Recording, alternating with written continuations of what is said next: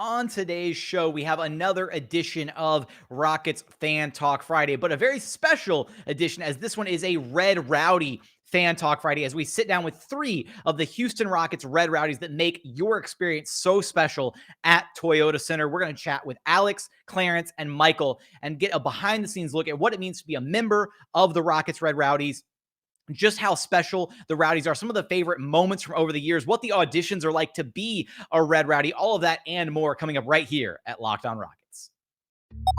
This is Mission Control, Houston. Ignition sequence start. With the second pick in the 2021 NBA Draft, the Houston Rockets select Jalen Green.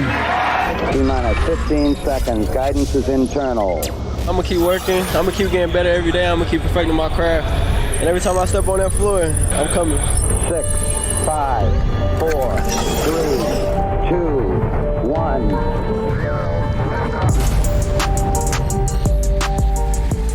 What's up, and welcome to another edition of Locked On Rockets, your daily podcast home for everything Houston Rockets basketball. As always, I'm your host, Jackson Gatlin, native Houstonian, host of Locked On NBA Mondays, host of the State of the Rockets podcast, as well as the founder of ClutchCityControlRoom.com. Be sure to follow along on Twitter at JT Gatlin, and the show, of course, at Locked On Rockets. Now, for today's episode, we're going to have another edition of Rockets Fan Talk Friday, but with a twist today as we focus on three of the Houston Rockets Red Rowdies, the rambunctious, wild Rockets fans who make home games at Toyota Center so special for all the fans in attendance. We're going to get to that in just a moment. As always, appreciate you for making Locked On Rockets your first listen each and every day. Joining us now is our first of three Rowdies, my guy, Alex, who you can follow on Twitter at RowdyDur. What's up, Alex? How's it going? What's up, Jackson? How you doing, man? Glad to be here. Very excited to have you on the program. Up number 2 on our list of three Rowdies joining the program today, we got Clarence, who you can follow on Twitter at Clutch&1. What's up, Clarence? How's it going? What's up, everybody? All right. And last but not least, we've got our guy, Michael. You can follow on Twitter at LH_M. Gidry? Am I going to pronounce that right? You got it. You got it. Oh, there we go. Okay, there we go. I like it. Okay, it's a good thing I don't talk for a living. No, but so I'm so excited to have you guys here on the program to dive into another version of Fan Talk Friday, a Rowdy Fan Talk Friday, if you will, a glimpse behind what makes the Rockets Red Rowdies so special, such an important part of this Rockets fandom. And I think that's probably the best place to start with you three is, I want to know, and we'll start with you, Alex, is just how did you come about like joining the Rowdies? How do you remember hearing about them? And then what was that process like when you kind of came around to the idea of like, you know what, this is something that I could see myself doing on a regular basis? Well, hearing about them, you just go to the Toyota Center and you hear the noise. And for me, I've been a Rockets fan since birth, and ever since I was able to get myself to games when I started driving, I was always going to games. So I was like, wow, those, I kind of looked up at their section and I would kind of mock what they did. And I actually had a group of friends. We used to call ourselves the unofficial Red Rowdies because we would do the H's up and I would hear, certain chants and I would try to follow along. And I got their idea of what they're trying to do. They're trying to get that ripple effect going into the crowd and kind of try to make it like home court. So I think what it was is just real recognized real. I remember meeting Gidry and he kind of felt like the emotion that I had for the team. And he put me on as a alternate. So he was like, hey man, we might have alternate spots here and there. So if you're ever available, I'll shoot you a text. So what would happen is I would already be on my way to the game, almost at the door, and he's like, hey, I have an extra ticket. And I was like, you know what? I'm already outside. Might as well do it. And I actually stopped buying tickets for a little while just to see if that text would come in. And it always came in, and I was always there. So it just got to the point where I started in the 17 season, kind of midway through. They kind of just brought me in as a permanent halfway through the season. And then, yes, next year did the audition, and it was great. Ever since then, I've been on the squad, and I met these lovely people, and it's a family, man. It's a family. So, Michael, if you're handing out alternate invites, wait, how long have you been a Rowdy for, man? Like, well, where's the seniority ranking here? Hang on, I want to make sure I got my ducks in order. So, Michael, are you the most senior Rowdy here right now? So I kind of started from the inside. I worked for the Rockets, and when I was in college, kind of ran a group similar to the Rowdies at the University of Texas. So when the Rockets needed somebody to kind of take over running the ship, I was a natural fit. So started off by finding these two guys amongst several others. So that was my first big step, was filling the group with Rowdies.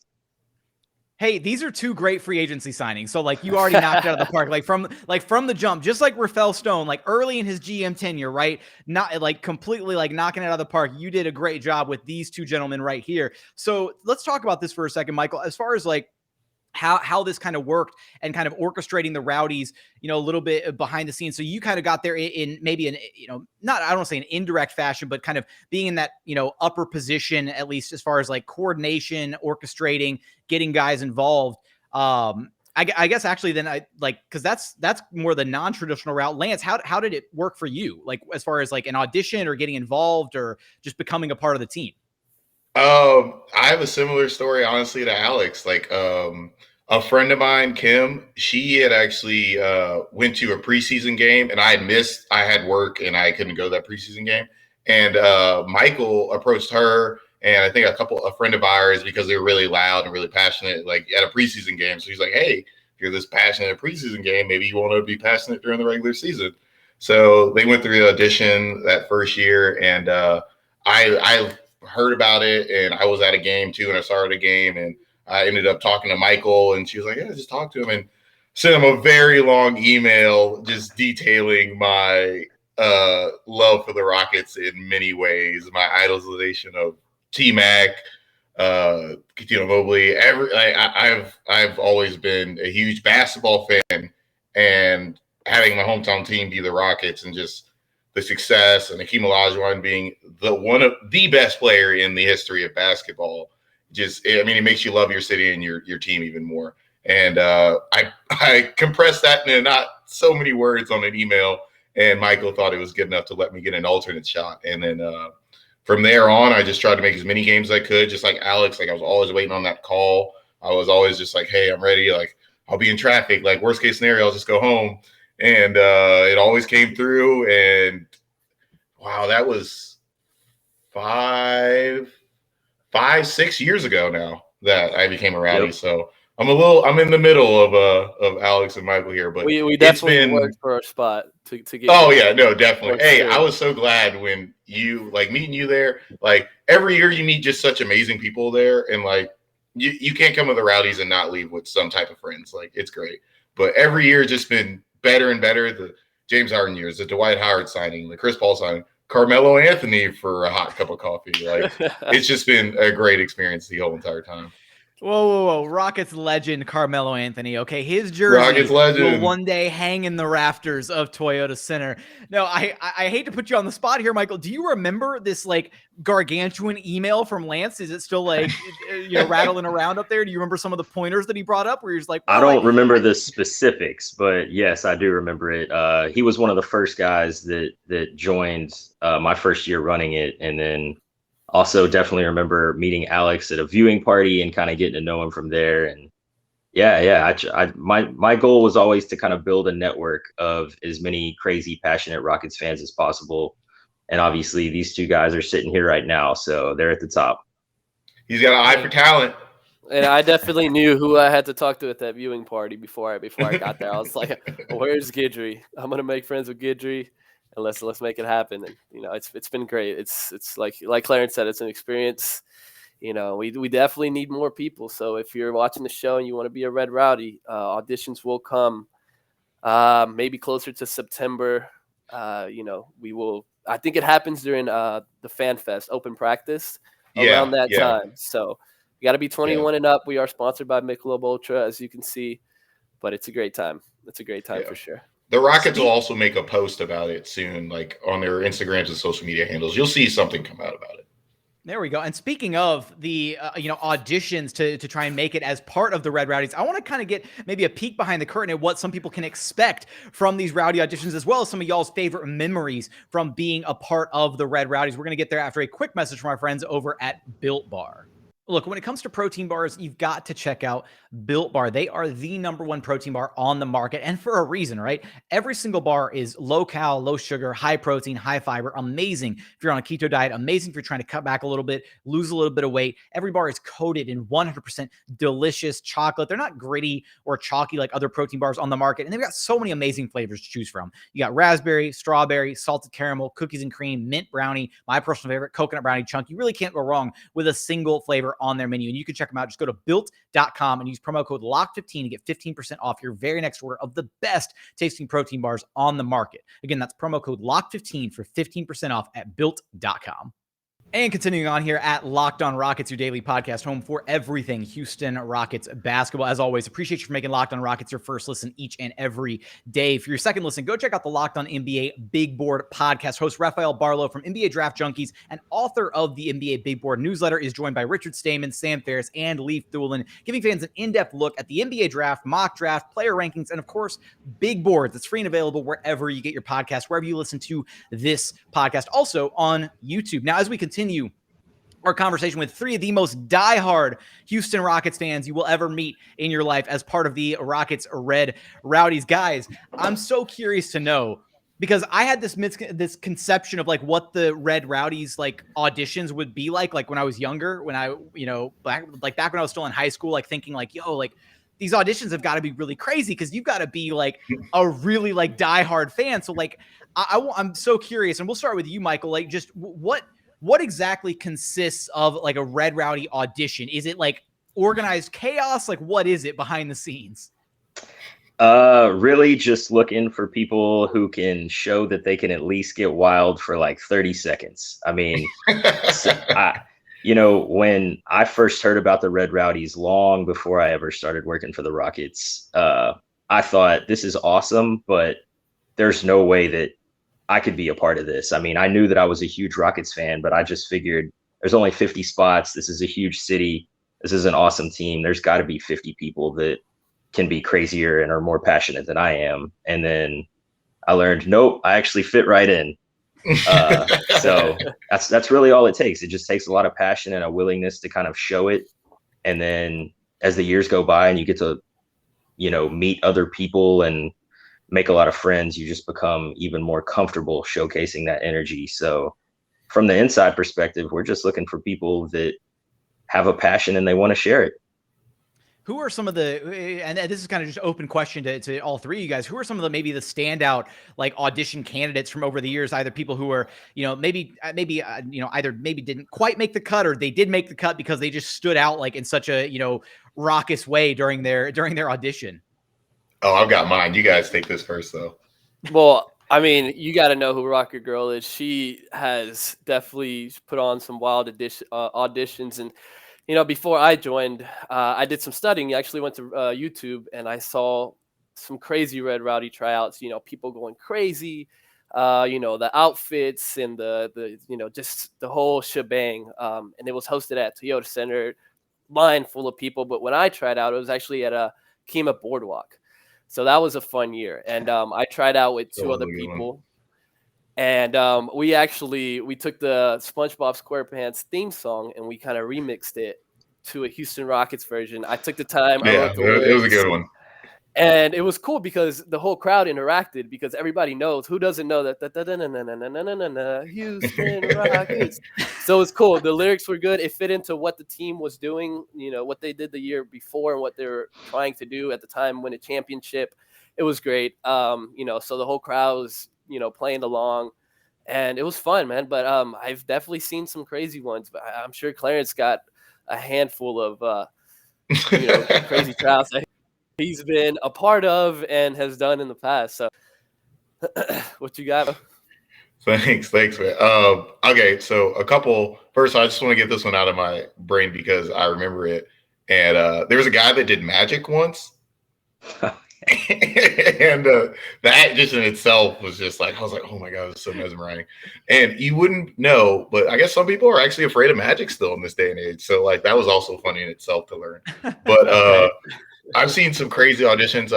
One thing, like every year just to like keep people energized, and it's really not a big deal. Like everyone re-auditions every year. So like usually it's just, and it's another excuse to just get back together before the season, get together with everyone you've seen the last season, get more energized, just and carry that over through the whole year. And so I've seen some crazy ones. I remember one time I pulled off like pants and I had some very short shorts possibly. And I tried my best Clyde Drexler impersonation to between legs dunk basketball.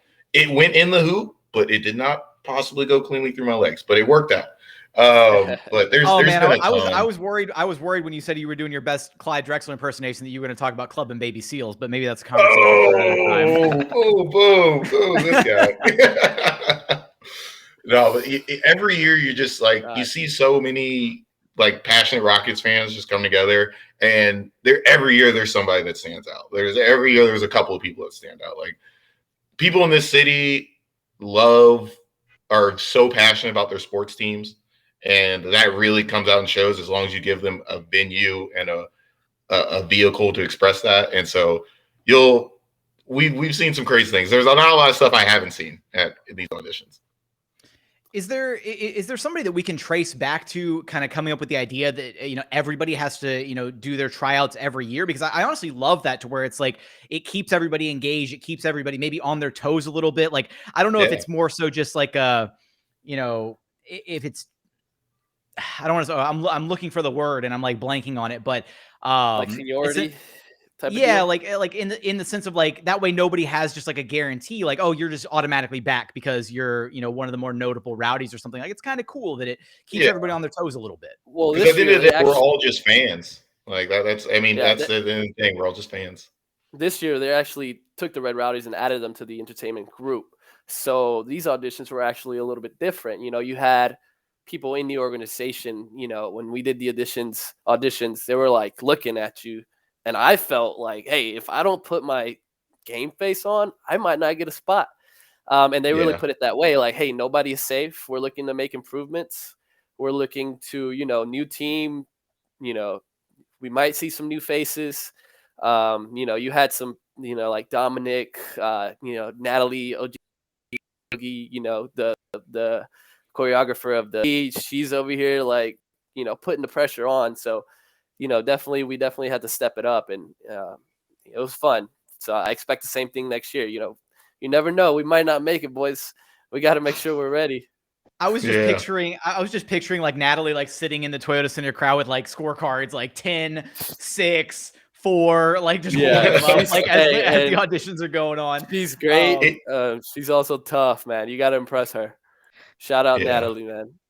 No, it had a lot of pressure, but it was definitely a really fun time. Like you get to see, and at the end of the day, like Natalie and Dom, like everyone in the Rockets organization, like Michael, he worked on the inside. Like there's not anyone in there that doesn't passionately care about this team. So like that shows in this stuff. Like they were big fans, and so they wanted to make sure that their one kind of fan interaction thing, which is us, really stands out and shines. And you could tell like that with them sometimes. They gave us a lot of props and were very vocal and like engaged with us throughout the year to try and get us to new things that we weren't able to do before, because we were just like fans in the section and we do our thing, get everyone pumped up from there. But this year we actually tried out going on the court sometimes and throwing t-shirts out, people like that, and distributing t-shirts from another area of the stadium. Like it was a really fun time. We've done some props, we danced with Clutch. It's been a pretty good time this year. All right, coming up, I want to get into each of y'all's favorite memory as a Red Rowdy, as well as we're going to talk a little bit about the NBA draft. Who should the Rockets take with that number 3 overall pick? Who do you want to see in a Rockets jersey next season? And we've got a game planned to wrap up the show. You don't want to miss that. We're going to get there in just one moment. And final segment here at Locked On Rockets, your daily podcast home for everything Houston Rockets basketball. As always, appreciate you for making LOR your first listen each and every day. For your second listen, go check out the Locked On NBA podcast. From the first jump of the play-in tournament all the way to the final buzzer of the NBA Finals, Locked On experts take you deep inside the playoffs with insight and analysis affecting all 30 teams. I host the Monday edition. It's always a ton of fun. 3 interviews from around the league to get your week started off right. Check it out wherever you get your podcasts or wherever you listen to this podcast, Apple, Spotify, YouTube, all those different spots. I really should call today Locked On Rockets Red Rowdies. Like, that's what it should be. But all right, guys. So let's go around the horn here. I want to know about your personal favorite memory, or if you can't narrow it down to just one, just, a couple of your favorite memories from being a part of the Red Rowdies. Clarence, let's start with you.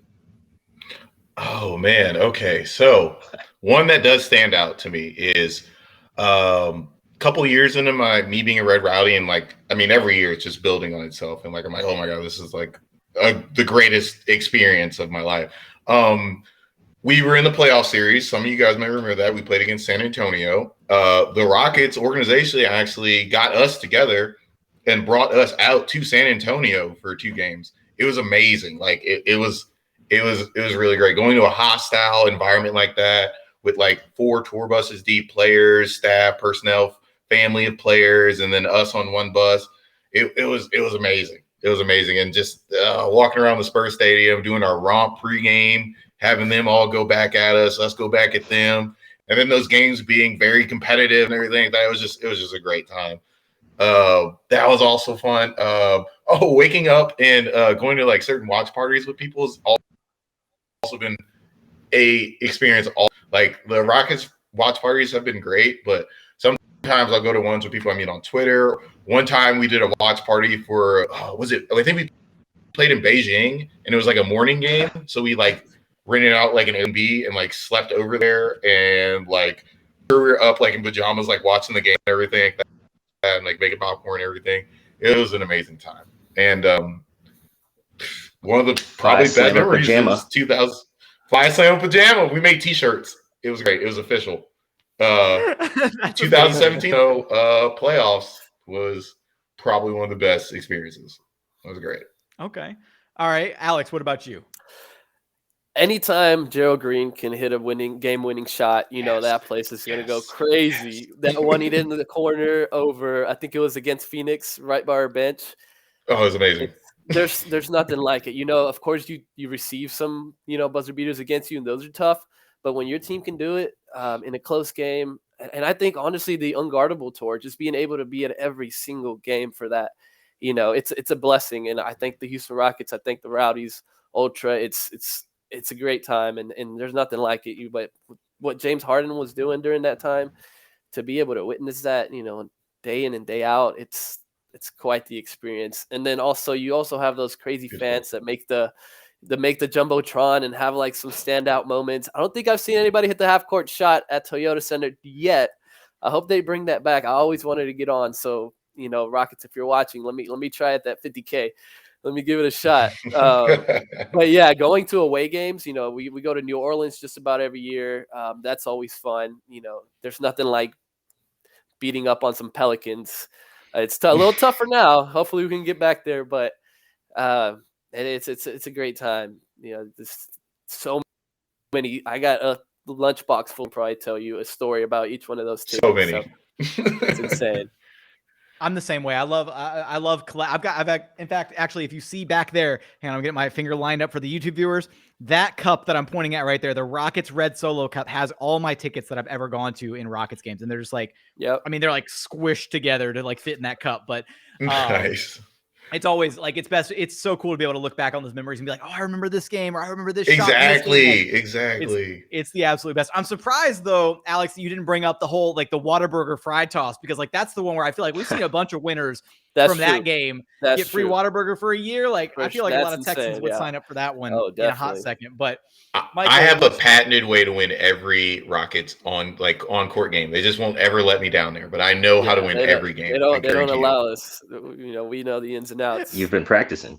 We watched it for so long. I'm telling you, I dissected it. Clarence said he's the ringer. He's he's got this. He'll just go in there and immediately clean up shop. I love it. Michael, what you got for me as far as favorite Rowdies memories? So, these two guys mentioned the top ones: the road trip to San Antonio, the road trips that we took on our own to New Orleans, the Gerald Green shot, because we're all such, obviously extremely passionate about Houston. So Gerald Green was our boy. To see him put up that shot against Phoenix, I believe, that was amazing. But Trevor Ariza and Corey Brewer were always two of my favorites. Those guys were such good dudes like behind the scenes and in the locker room and everything. So Corey Brewer, I think it was against the Trailblazers, hit like a 35-foot at the buzzer 3 to win the game. That was nuts. That was, you never expect. That was awesome. I remember. You never know when Corey Brewer's just going to go off. Dude, but transition king. Dude, that guy had some jets for sure. Dude, he's yeah, he amazing. killed us with a very famous 50-point gif, game. right? But The Monopoly Man gif with just him swinging the cane. Like, oh, great stuff. Oh, he's amazing. Love Goat me some lover. Corey Yeah. Brewer. Love me some anytime Corey your Brewer. favorite players do something great, that's a memorable moment. Absolutely. No, I no argument from me here on that behalf. And honestly, there's about to be potentially for a lot of people a new potential favorite player here in town as the Rockets are poised to make to come away with a top selection in this year's NBA draft. They walked away with the 3rd overall selection from the NBA draft lottery. So guys, I want to know, who do you want to see in a Rockets jersey out of these top NBA draft prospects going into this next season? Alex, let's start with you. Who do you want to see the Rockets be able to take at pick number 3 in this year's draft? Or do you maybe want to see them even trade up and secure one of the other guys at the top at 1 or 2? I think, definitely going into it, top 3 was the goal. And I will be happy with any man, anyone, I guess, kid. They're still kids. Paolo's only 19. Chet's 20. Jabari's 19. But personally, I do want to see Paolo. I think his size and athleticism and his ability to be able to create his own shot is very unique. He's got that. I don't want to compare him to LeBron, but the way he just like bullies through when he goes into the paint is, it's unlike any of these other 2 guys. He's huge. He's huge. He's huge, big guy. He has a good shot from the 3-point range. I think 34% from 3 throughout this whole season. I think his ceiling is great. He's got all-star potential. He's got some flaws, but who doesn't? He's got to work on it a little bit. I don't know. I don't see Orlando passing up on Paolo. I know everybody's high on Chet, but if Orlando doesn't draft Chet, he's going to the Thunder, and we're going to steal Jabari at 3, which I'm fine with that. I think it's a win-win situation, whichever way you look at it. I don't think Chet is a number 1, like, sure lock. So I would love to see Paolo in a Rockets uniform. I think he fits well with the atmosphere. I think he'll be good in the locker room. I'm sure each one of you have your own different opinions. I know yours, Clarence. I know yours. I've definitely got mine, and I've switched. I've switched a lot. I have 5 days a week to talk about this, so this is about you guys. Michael, go ahead and continue this for us. Where's your head at as far as who you want to see of the top prospects? Who do you want to see don a Rockets jersey next season? I think when you're picking in the top 3, you're picking for superstar potential. And I think the 3 guys that everybody agrees on all have that, really high ceiling. I think if you were, going to grade these guys 1 to 100, all of them have, close to 100 ceilings. But Jabari Smith definitely seems to have the most superstar potential. It's a crapshoot right now. Like you said, they're all kids right now. So none of them are going to reach their potentials for another 2, 3, 4 years. But he just seems to have the tools of, like I said, a superstar. Oh, yeah. Banchero would be great too. He kind of reminds me of like if Lamar Odom played right now, maybe without the Lamar Kardashian Odom curse. But Holmgren scares me a little bit just because, like I was saying, they all have that high ceiling, but he's maybe got the lowest floor. People compare his size to KD and say, well, KD did just fine in the league, but KD and Holmgren have completely different play styles. I think Holmgren plays much more like a big man, and I don't know if he's got another 30 pounds that he can put on that frame. So I don't know how that's going to work for him long term. Okay, so it sounds like Michael's hoping that Jabari Smith will slip through the cracks and land at number 3 to the Rockets. A lot of hope there because I don't think it's going to happen. Clarence, where's your head at, man? Okay, so from the beginning of the season, I've been part of the Chet Mafia, the Chet mates, the guys that we're crazy for Chet. I think Chet ceiling is the highest in this draft. And I know Michael does raise good concerns about his size. That is his most concerning thing. But other than his size, there's nothing concerning. Like, I mean, he does everything. He brings the ball up. He can shoot. He can pass. Well, what's concerning about the other two guys? Oh, no, I mean, they all have their flaws. I mean, but I was a big Chet guy in the beginning. So, and I've moved from that, honestly, because of how I want the future of the team to go, where Chet, I think, is going to be great in the NBA wherever he goes. I think they're all going to be great. Honestly, the top 5, even a Keegan Murray. But Chet, if he came here, I understand we wouldn't play him at the 4. And I think Alfred Sengun at the 5 is the future of the NBA. Like, it's the future of the Rockets. So I like Chet, but I want Alfred to play the 5. So I think our best pick and best pick for this team is Jabari Smith.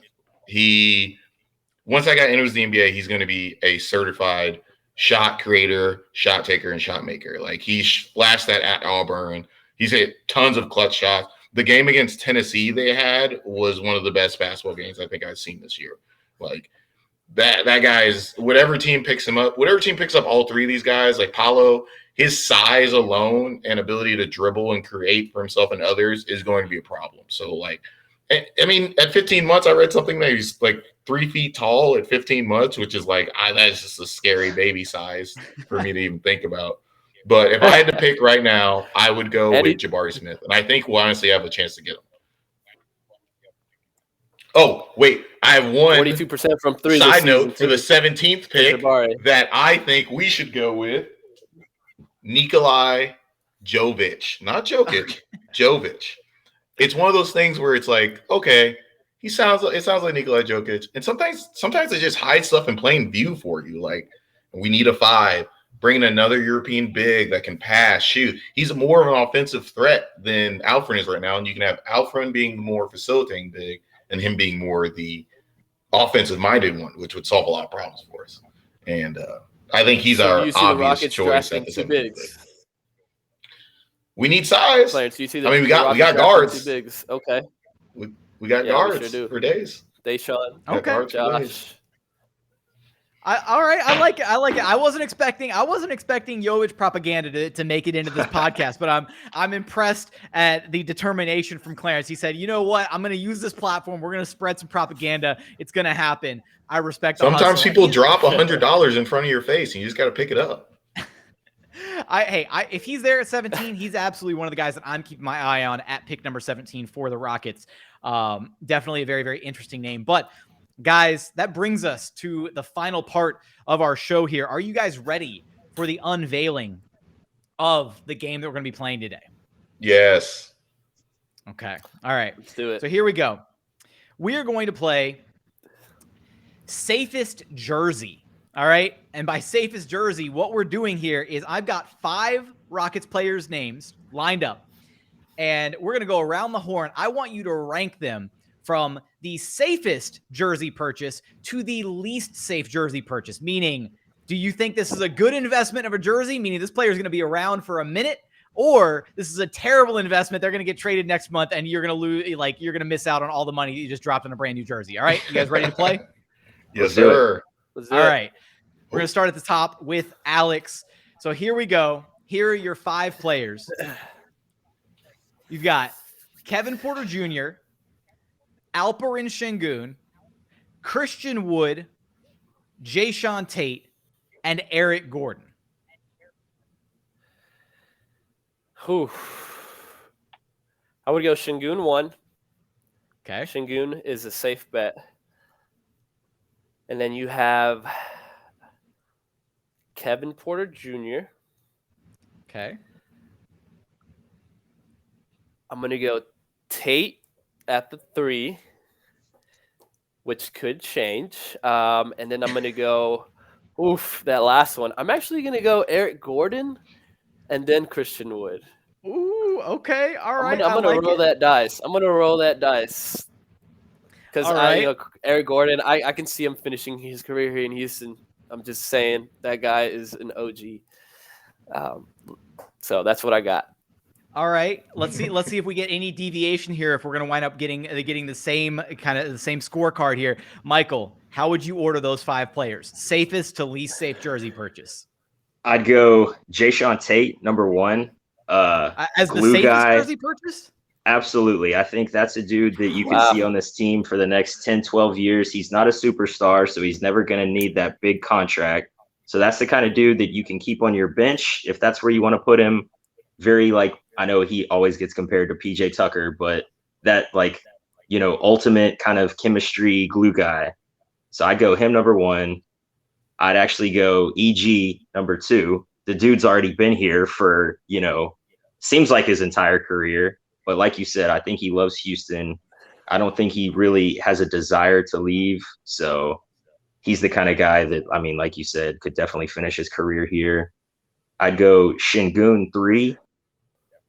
The only reason I don't put him higher is because I think that he does have such a high floor that when you have a team that is developing and to a certain degree kind of coming together on the fly like the Rockets are, you don't know what they're going to do in the draft. That guy, I hate to say it, but does have some trade potential there. I'd go KPJ 4. I don't want to bring the house down or anything. I'm not sure if he has a future on this team.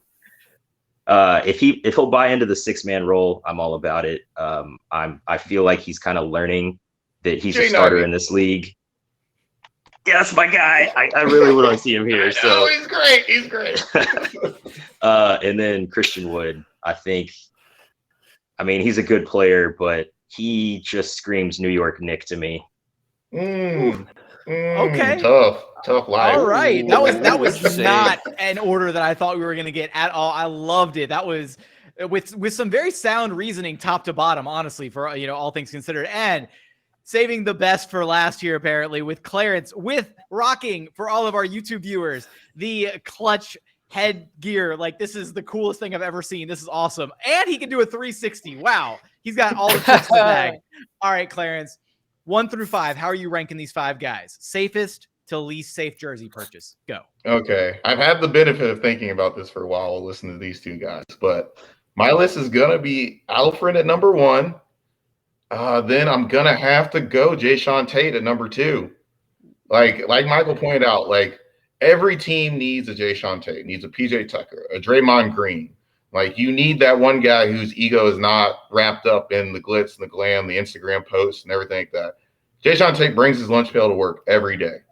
And he's out there, doesn't complain if he's missing shots, doesn't complain if he's not getting the ball. All he cares about is getting a W for the team. And his heart and soul is out there every time for this team. Like, same thing with Garrison Matthews. Like, those 2 guys, like, they may not bring a lot and they may struggle sometimes, but the determination and the hustle they bring is immeasurable. So I'm going to have to go Jae'Sean Tate at 2. And then after that, I think I'm going to have to go Kevin Porter Jr. just because that's my guy. And I understand Kevin Porter Jr. has had his issues. He's bounced around a little bit in the league. He was a high potential first-round draft pick, the 30th pick. But he really, I think, can turn his life around here and his game around with John Lucas. Like, John Lucas and the Rockets supporting staff they've done a lot with a lot of players. And Kevin Porter Jr. loves basketball. He loves the game. I just think, it's hard for anyone to concentrate in Cleveland. I'm surprised they did so well this year. It's just been hard for them over the years. But and so then I'm going to have to go Eric Gordon. Eric Gordon, I just feel like it's just one of those guys that he's a veteran. He'll make mistakes, but he's never going to make the big mistake. Like, Eric Gordon is always going to be a guy that you can talk to in the locker room and you can have around. He's going to bring you quality minutes when he's in there. Maybe he's not exactly a number 1 option on the team, but as a 6-man of the year and a 3-point and D specialist, like, that's all you can ask for from that guy at this age in his career. He's never going to command, I feel like, that much more money. So last, I got to put Christian Wood. And this is only because this list couldn't expand longer. I love Christian Wood. I think Christian Wood brings an element to this team that we need. Like, I feel like all throughout Daryl Morey's career, it's funny that he's gone now. All throughout Daryl Morey's tenure, he was searching for that stretch 4, the Kevin Love, a person that could go out there, rebound and shoot threes and space the floor. And now we have that guy. Like, we have Jabari Smith. Yeah, that's what I'm saying. If Christian Wood on this list would be the guy that I think would be the least safe. I'm not going to wish him going to the Knicks like Michael here. I wouldn't wish that on my worst enemy. Just But seems to make sense. oh, it does, and I hate it for him. He's going to be so miserable, but it is what it is. But in a perfect world, we keep him. We draft these guys. Maybe he still starts. Maybe he plays the 4 and Alfred switches him to the 5. And then we bring these other 2 guys, Nikola Jovic and Jabari Smith, off the bench together. Maybe, possibly. I don't know. But I think Christian Wood is a great player. And he has a skill set that is not easily replicable in this league. And for that, I think he should still be on this team next year. I love the logic and reasoning behind all of y'all's selections. That went about as well as I could have hoped for the first iteration of the safest jersey pick. Shout out to you guys for being troopers participating in that. Also, shout out to you guys for joining the show. I appreciate you guys taking time out of your schedule to come hang out, talk a little Rockets hoops, share your insight, share your personal experiences being a part of the Rockets Red Rowdies, something that makes this Rockets fandom so special. The vibes at Toyota Center. Shout out to our guy Zeke. The vibes are always immaculate at Toyota Center because of the Red Rowdies, because you guys bring that energy, that passion every single home game. I sincerely appreciate you guys being a part of this episode. Shout out to Flu Game Alex over there, toughing it through a little bit of sickness to be here with us. Shout out to Clarence rocking the clutch mask down there. And then shout out to Michael on a mobile. We had some technical issues on the jump, but we got it all figured out. Guys, I appreciate each and every one of you. That is going to do it for today's episode. If you haven't done so yet, please consider subscribing wherever you listen to your podcasts, Apple, Spotify, Google, brand new Odyssey app, free and available on all platforms. Also, check us out on YouTube. Go to YouTube, search Locked On Rockets, like, comment, subscribe, all that good stuff. I'm going to post the exact same safest jersey question under the YouTube comments. I'm going to let you play along as well. You can list your 5 from safest to least safe jersey purchase. But as always, thank you so much for watching. Thank you so much for listening. We look forward to having you back right here at Locked On Rockets, your daily podcast home for everything Houston Rockets basketball.